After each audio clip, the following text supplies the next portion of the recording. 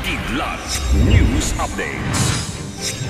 Sa ating mga balita, labi ng nawawalang beauty queen at kanyang nobyo natagpuan na sa Capas, Tarlac. Issue sa West Philippine Sea isinusulong na isama sa curriculum ng Department of Education. Fuel subsidy para sa mga magsasakang may makinarya inilabas ng Department of Agriculture.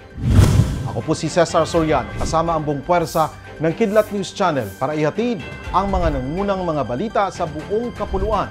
Ngayon, kinumpirma ni National Bureau of Investigation o NBI Director Jaime Santiago na ang nawawalang beauty queen na si Geneva Lopez at ang kanyang Israeli fiancé na si Yitzhak Kohente ang mga katawang natagpuan sa Capas, Tarlac.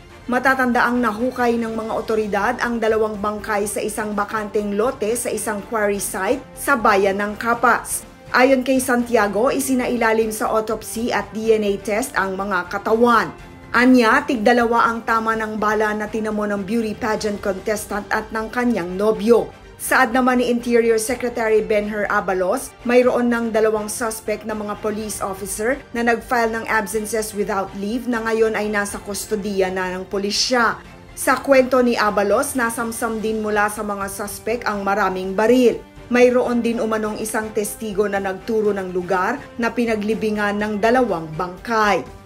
Iminungkahi ni Bayaning Atleta Party List Representative Margarita Nograles kay incoming Education Secretary Senator Sani Angara na isama sa National History Curriculum ang territorial claims ng Pilipinas sa West Philippine Sea o WPS at ang United Nations Convention on the Law of the Sea o UN Clause Arbitral Ruling.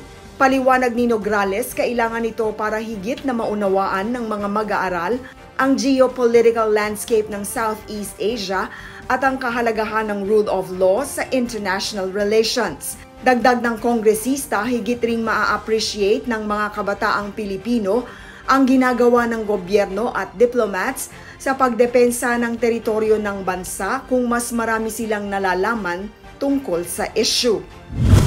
Ipinag-utos ni Agriculture Secretary Francisco Chiu Laurel Jr. ang pamimigay ng 510 million peso fuel subsidies sa 160,000 na mga magsasaka na nagmamay-ari ng mga makinarya sa crop, livestock at poultry production. Sa isang pahayag, inilathala ng Department of Agriculture o DA na maaaring makatanggap ng 3,000 peso fuel subsidy ang mga magsasaka na naka-enroll sa Registry System for Basic Sectors of Agriculture kung mayroon silang agricultural machineries. Ang distribution ng subsidy ay gagawin sa pamamagitan ng assistance cards na ipamimigay ng Development Bank of the Philippines o DBP. Para sa Kidlat News Updates, ako si Rosalyn Sinchonko, nag-uulat. Atin niyo pong natungayan ang mga headlines sa mga nakalipas na oras. Manatili nakatutok para sa susunod na updates at breaking news. Ako po si Cesar Soriano, kasama nyo sa bawat pagputo ng balita.